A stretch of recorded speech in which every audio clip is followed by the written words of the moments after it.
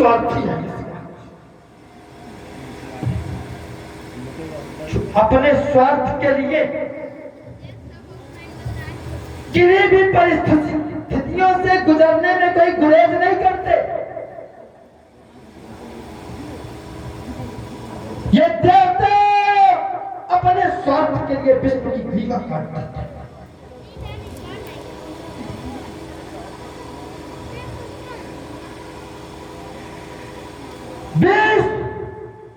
अपने स्वार्थ के लिए पत्नी का शीश काट देता है। अपने स्वार्थ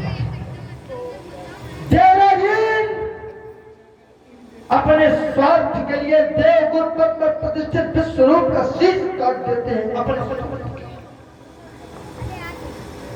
चंद्रमा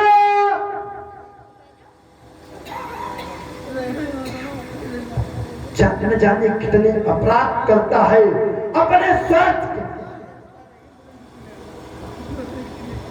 और आज राजा जनक ने अपने स्वार्थ के लिए विश्व की धरोहर को दांव पर लगाकर नष्ट कराने की सोची कि अपने स्वार्थ की। बड़ा स्वार्थी है ये समाज, लेकिन जब तक इस समाज में उपस्थित है तब तक कोई इन पर अपने बल का प्रयोग करने का साहस न करे। अब तक जो भी वीर होंगे अपने बल का प्रयोग इन पर कर चुके, वो कर चुके, जाए वरना उनका शीश काटकर बल वेदिका पर अंतिम कर दिया जाएगा। यद्यप मैं जानता हूँ समाज में बैठे हुए किसी भी नाहर में ये सामर्थ्य नहीं जो कि रावण की आज्ञा की अवज्ञा कर सके, क्योंकि है कौन सी नदी का सपूता जो लंका पर से टकराए, किसने है क्या हर सपूत भाई उसे खुली चुनौती से स्कंदन देते जो खंडन करने आएगा तो लंके जीवन भर लंका के सम्राट उद्भट विद्वान वेदज्ञ बाहुबली श्री राम जय श्री शंकर भगवान। हाँ हाँ बल तनय बल सुमन स्वर्ण महाकाल जय जय श्री महाकाल। सुस्मित समाज के अंतर्गत उपस्थित विज्ञ प्रवीण सुविज्ञ को भी थी मनीषी सुना आरोप बहुत लगाए गए आपके माध्यम से और कई व्यक्तित्वों पर लगाए गए। अब किन परिस्थितियों में किसने क्या स्वार्थ किया, देखिए सब परिस्थितियां होती हैं इस संसार में, झुकना सब पड़ता है। किसी को हालत झुका देती है तो किसी को हालात, कोई परिस्थिति जन्य झुकता है और किसी की शारीरिक परिस्थितियां झुका देती है। तो देवराज इंद्र की आप चर्चा कर रहे हैं, चंद्रमा की आपने चर्चा की, हम इतना अधिक दीर्घ नहीं रखेंगे, ये आपका विषय बड़ा अच्छा लगा। अब आप लोग अगर दीर्घ नहीं रखेंगे तो फिर दीर्घ कौन रखेगा, क्योंकि वर्तमान के सच्चा व्यक्तित्व में आपकी गणना है। यही चाहते यही थे कि आप बिल्कुल दीर्घ रखें, क्योंकि हमारे जैसे लोग कुछ पाने के लिए बैठे हैं आपसे। आप जैसे पाने के लिए हम सिर्फ ये चाहते हैं कि हम लग रहे हैं और दीर्घ इधर से आते हैं। तो आपने कई व्यक्तित्वों पर आरोप लगा, इन्होंने स्वार्थ में ऐसा किया, तो एक ही प्रश्न है, संसार में ऐसा है कौन जो स्वार्थी नहीं? तो उत्तर मिलता है हाँ अर्थ लाग करें सब प्रीति सुर नर मुनि सबका यह जाता है। स्वार्थी सब है, लेकिन स्वार्थ कैसा करना चाहिए? तो उत्तर मिलता है स्वार्थ सांच जीव को किया करिए राम पद पंकज। यद्यप इस मार्ग पर नहीं बढ़ना चाहता, मुख्य विषय है आपका स्वार्थी है इंद्र, क्योंकि अपने स्वार्थ के लिए देव पद पर स्वयं प्रतिष्ठित करने के पश्चात विश्वरूप की हत्या करेंगे। तो ये स्वार्थ में किया गया कदम नहीं है श्रीमान, आपकी दृष्टि में हो सकता है। उन्होंने जो कुछ किया वो समष्टि की रक्षा की, ऐसे विचार। विश्वरूप को किन परिस्थितियों में देवगुरु के पद पर स्थापित किया गया? क्योंकि बृहस्पति रुष्ट हो गए। जब बृहस्पति रुष्ट हो गए तो मंत्रणा की गई, जब तक इस पद को भरा न जाएगा तब तक देवताओं का कल्याण नहीं होगा।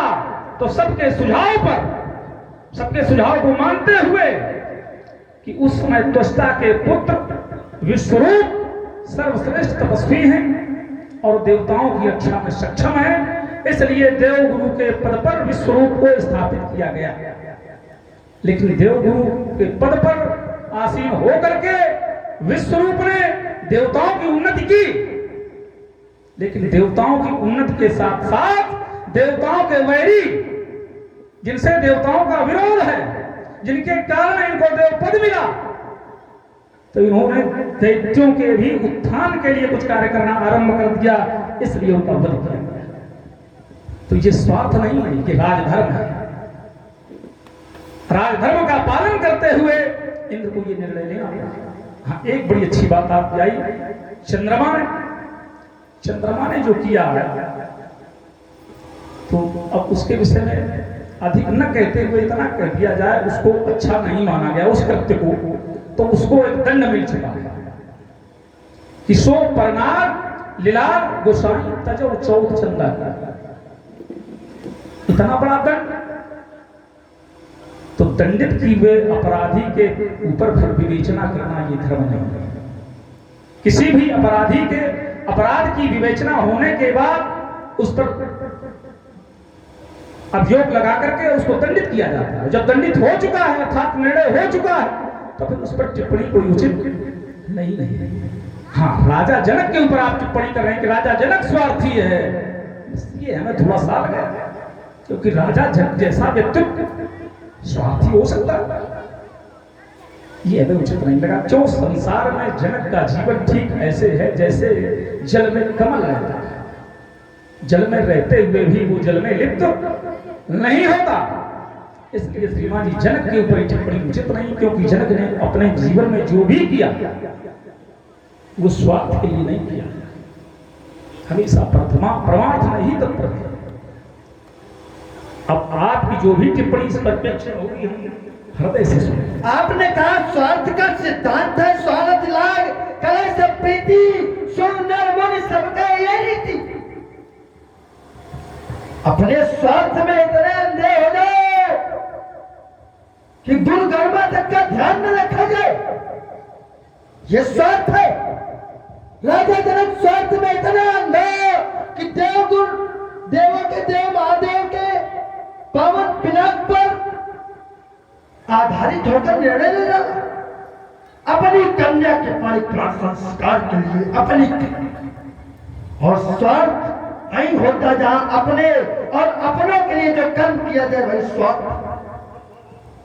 देवराज इंद्र ने विश्वरूप का वध किया, जिस कार्य के लिए विश्वरूप नियुक्त हुए थे, देवताओं के लिए आहुतियां दे रहे थे, तो इसमें अनुचित क्या कर रहे थे भाई? जिसे जिस कार्य के लिए नियुक्त किया गया है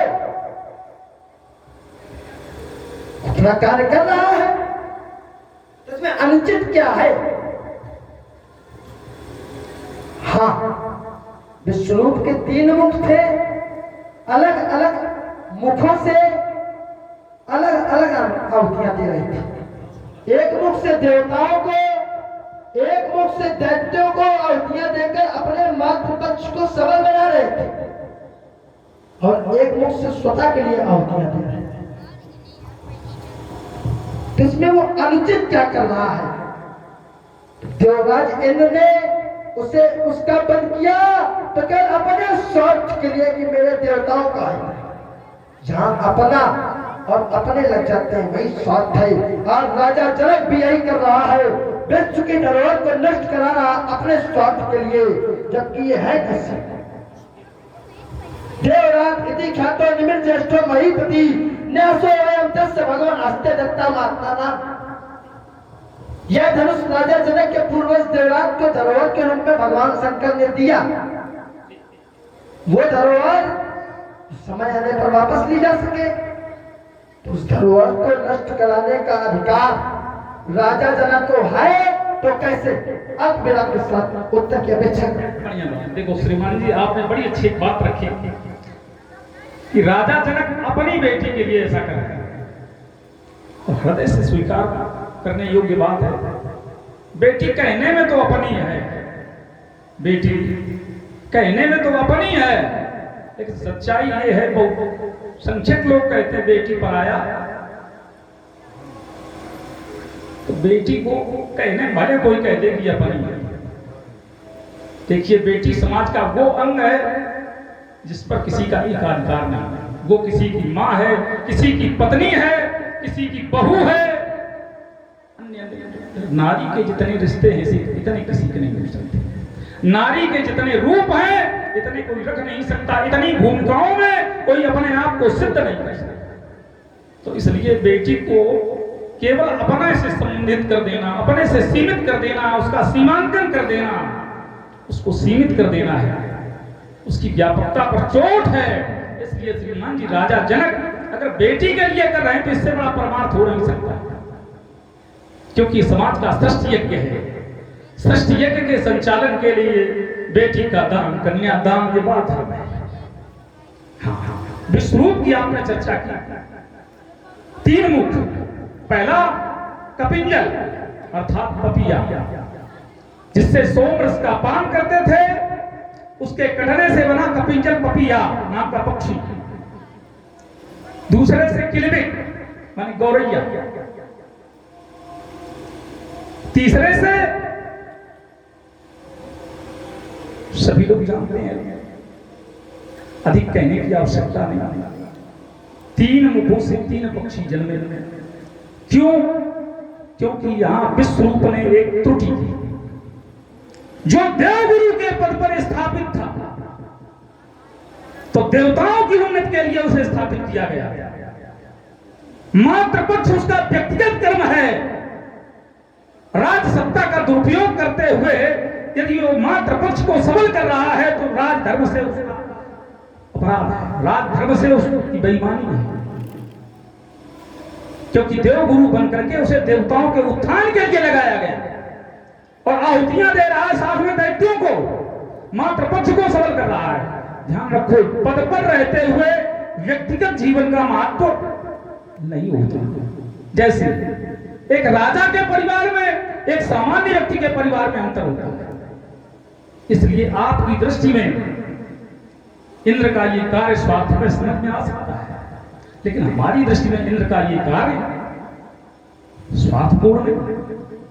लेकिन इस गणना से सीमित नहीं कर सकता। अन्य जगह पर उसने क्या किया हमें से कोई नहीं।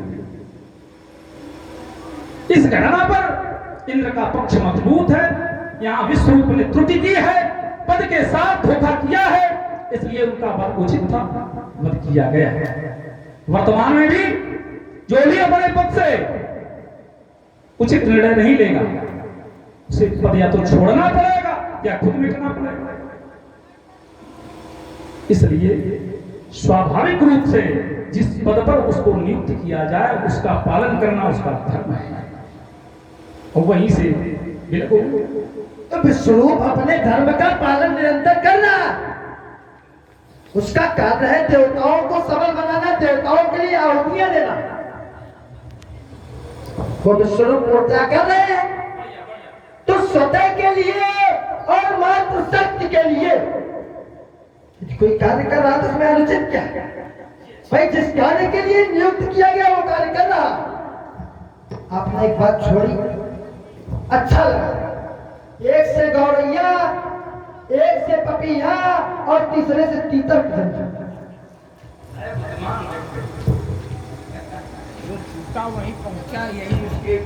हम आज उसे सफल कलाकार मानते हैं कि जो आपके द्वारा चुना गया वो वहां तक यात्रा करा रहा है। साधुवाद है। दूसरी बात, हाँ, इंद्र ने उसका शीश काटा तो व्यक्तिगत स्वार्थ के लिए। इंद्र पर प्यारा किसको? देवराज इंद्र को। उस पर प्रतिष्ठित देवराज इंद्र जब विश्वरूप से त्रुटि हो रही थी, पद किसका जाता? देवराज इंद्र का लाभ किसे है? देवराज इंद्र तो स्वार्थी कौन? देवराज इंद्र। दूसरी बात भी किया जा सकता था। नहीं, ऐसा नहीं। आने तो कह दे ये मध्य में नहीं, देखो क्या मध्य में नहीं, ऐसे कैसे, ऐसे धोल निकल जाओगे ना। लोहे का चना है तो प्लास्टिक के दवाई में करें पूर्ण लोहे नहीं। देखो जब उस पद पर इंद्र प्रतिष्ठित है, जो सत्ता धारक होता है, सत्ता की चिंता उस व्यक्ति को अधिक सताती है।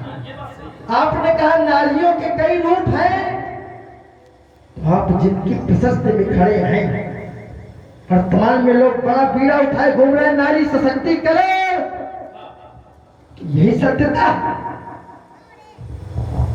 जिस कालखंड में आप खड़े हैं, अब से लेकर तब तक केवल आघात किया गया तो सिर्फ नारियों को पर, और यहाँ के राजाओं का कोई विरोध नहीं, न तब विरोध था न अब। एक बात यहाँ के रुके, बड़ी अच्छी बात आई। वर्तमान में क्या स्थिति है? अपने शास्त्रों में ये वर्णित है, यत्र नार्यस्तु पूज्यन्ते रमन्ते तत्र। और जहां जहां इनका अपमान होगा तो कोरोना तो फैलेगा। हाँ सज्जनों, इसीलिए महामारियां फैल रही हैं, इसीलिए इसकी अव्यवस्था है। जहां नारी का सम्मान नहीं होगा वहां यही स्थिति होगी। प्रधानाचार्य नारियों का अपमान, आपने कहा जस्य नार्यस्तु पूज्यन्ते रमन्ते तत्र देवता, और उन्हीं देवताओं का राजा सुरेश देवराज इंद्र यदि किसी नारी पर अत्याचार देवताओं का राजा कर रहा है तो दोषी कौन? देवता निवास करेंगे। मिथिला के कुलाचार्य गौतम की मां के साथ देवराज इंद्र अपघात किया है, राजा ने कोई विरोध किया? इसको तो चाहिए चोरियां पहन के भाग जाए घर के अंदर। जो अपनी गुरुमा की रक्षा नहीं कर सकता वो राजा कहलाने योग्य नहीं है। दूसरी बात, पड़ोसी राज्य अयोध्या, कुलपुरोहित वशिष्ठ के साथ राजा विश्वनाथ ने अपघात किया। क्यों का फला ना फाट जो विरोध करते, चाहे वो राजा जनक हो या राजा दशरथ हो। चंद्रमा ने देवगुरु बृहस्पति की भावना के साथ अनाचार किया, किसी का कोई विरोध नहीं। देवगुरु बृहस्पति ने अपने छोटे भाई उत्थय की पत्नी ममता के साथ दुराचार किया, किसी का कोई विरोध नहीं। खाली बेटी बचाओ बेटी पढ़ाओ नारी सशक्तिकरण, ऐसे दूर के ढोल सुहावने हैं। तो इन देवताओं से अच्छे तो वो राक्षस है जो नारियों के सम्मान अपने प्राणों की बाजी लगाते थे। अगर यही देवता इस कोट के तो रावण धिक्कारता है ऐसे देवता। देवता अगर इस कोटि में विचार करना, क्या कोई वर्ग अपराधी होता?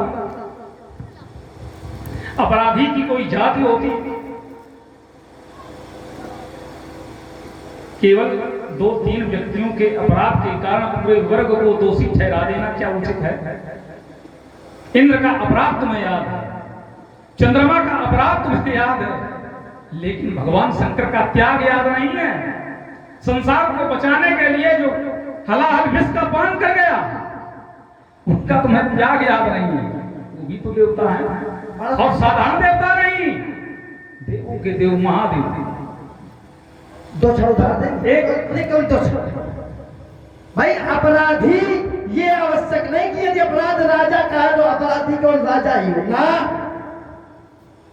राजा प्रताप भान विप्रो श्राप विचार नदी ना नहीं अपराध भूत कच की। तो अपराध दंड क्या दिया गया? अपराधी राजा प्रतापवान दंड पूरे परिवार को, तो ये आवश्यक नहीं है। राजा के साथ उसकी प्रजा को दंड मिलना भी न्यायोचित है। हो निशाचर जाए तो मोर सहित परिवार यात्रा। बहुत सज्जनों, श्री विमल महोदय, बिहारी जी के हमें सुख याद आ गया। सब सैया के दो गले ज्यो नाम की तीर, अब देखा तो मैं छोटे लगे घाव करे।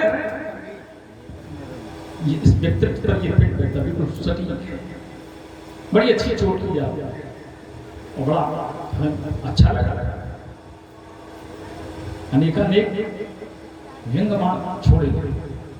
अब आपने एक नया प्रश्न चिन्ह लगा दिया, प्रताप भाव दोषी तो परिवार को दंडित क्यों? श्रीमान जी, इसी ग्रंथ में ये नियमावली कहते हैं, वंश की द्विज अनिहित की है। ब्राह्मण का अनिहित करने पर संकट पूरे वंश पर आता। तो नियमावली से अलग नहीं है। अगर दंडित किया गया है तो ये नियमानुरूप है, नियम के विरोध में नहीं है। तो इस पर आप टिप्पणी करेंगे मुझे संवैधानिक असंवैधानिक नहीं। यदि संवैधानिक है ये, आपकी बात दोनों हाथ उठा के स्वीकार करते हैं, तो फिर हाँ तो उसका कोई दोष ही नहीं है। अरे प्रतापन कोई दोष नहीं।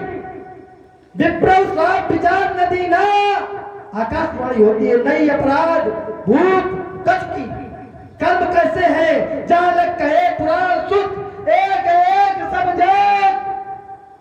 बार सहस्त्र नभ किए सहित अनुराग। उसके कर्म साधु राजा के हैं, दुष्ट राजा के नहीं। और यदि ये नियमावली है कि दंड परिवार को मिलता है, तो अकेले देवराज इंद्र को दंड देकर छोड़ा गया, ऐसा क्यों? दंड पूरे परिवार को मिलना चाहिए। प्रताप भानु का काम तो साध प्रवृत्ति का था। प्रताप भानु का काम तो साध प्रवृत्ति का था। अब सही गई ये बात आप चूर में मिली बात जब हृदय में लगे चोट कभी बानी जाती है। बड़ी अच्छी बात आई है। इंद्र ने अपराध किया तो इंद्र के परिवार को दंडित क्यों नहीं किया गया? ये बात बड़ी वजन है। इसके उत्तर में तो हम मूक हैं। बताओ इसका क्या उत्तर करेंगे? अब आप नहीं बताएंगे तो कौन बताएगा? आप तो सक्षम व्यक्तित्व हो जो उत्तर कर सकते हो।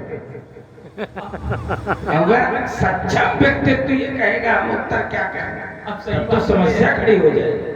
दोष शब्द है। हम इसलिए नहीं कहना चाहते थे कि ये धातु बड़ा कठिन है। आपने कहा कि प्रतापवान दोषी नहीं, क्योंकि कहा गया नहीं अपराध। देखो अपराध और दोष में अंतर है, इसलिए हम कहना नहीं चाहते। अपराध अलग विषय है, दोष अलग विषय है। समझने में भले एक लगते हैं। चलो इस विषय को मैं मानती हूँ। आपकी जो चोट है कि इंद्र के परिवार को दंडित क्यों नहीं किया गया, अब इसको विचार करने योग्य है। अपराधी या अपराध जो भी किया इंद्र ने, उससे क्या परिवार दंडित नहीं हुआ? कुछ दंड होते हैं जो प्रत्यक्ष दिए जाते हैं और कुछ दंड परोक्ष रूप से स्वयं हो जाते हैं। इंद्र को इतना कलंकित बना दिया गया, और कलंकी का बेटा होना भी एक दंड है। कलंकी की पत्नी बनना भी एक दंड है। तो श्रीमान जी जिसे बिना दंडित किए दंड दे दिया जाए, इससे बड़ा दंड हो ही नहीं सकता। दंड देने में दंडाधिकारी को एक क्षण को कष्ट होता है, और लेकिन बिना दंड दिए दंड मिल जाए, इससे बड़ी दंड संहिता कहीं हो नहीं सकती ना। ऐसे थोड़ा नहीं भाई। देखो बात जो हो, तो मैंने धरातल बनाकर खड़ा किया, कि देवराज इंद्र को दंड मिला। दंड किसने दिया? गौतम ने। दंड दिया गौतम ने। अपराधी इंद्र गौतम के, किंतु राजा का क्या कर्तव्य बनता? गुरुमा का स्थान 5 माताओं में से एक है।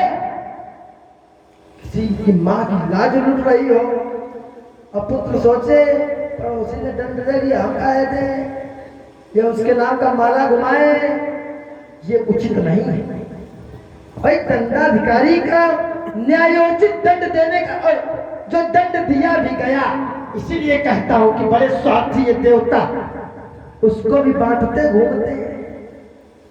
जो दंड दिया गया उसको भी ये बांटते घूमते हैं, अपना बोझा हल्का करते।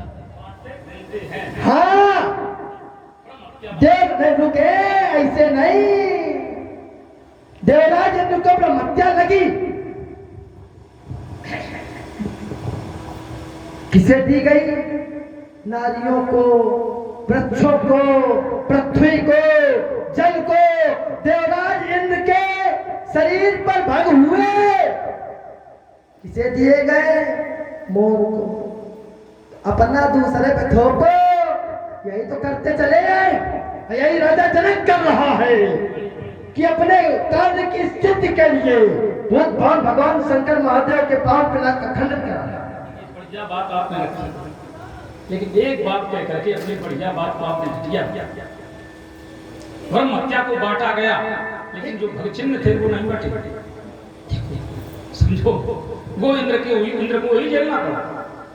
ब्रह्म हत्या बांटी गई, लेकिन ब्रह्म हत्या क्यों बांटी गई, ये बड़ा गहरा विषय है।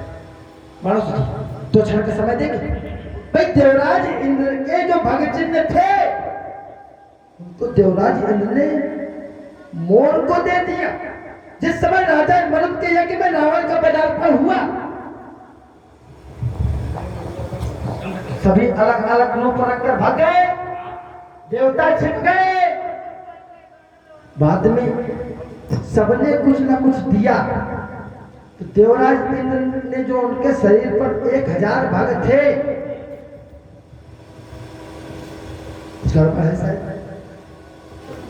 जो उनके शरीर पर भाग चिन्ह थे, उनको मोर को दिया। और वो सुंदर कब हुए? अब तक वो वही भाग चिन्ह उपस्थित है। सुंदर होंगे कब? जबकि अमुक को वरमाला पहनाते कोई देखेगा, तब वो होगा धन्य पुरंदर सबको। नहीं तब इधर भी सुंदर और उधर भी सुंदर। अब तक जो है दोस्त के रूप में मोर पर भी है और देवराज इंद्र पर भी है। भैया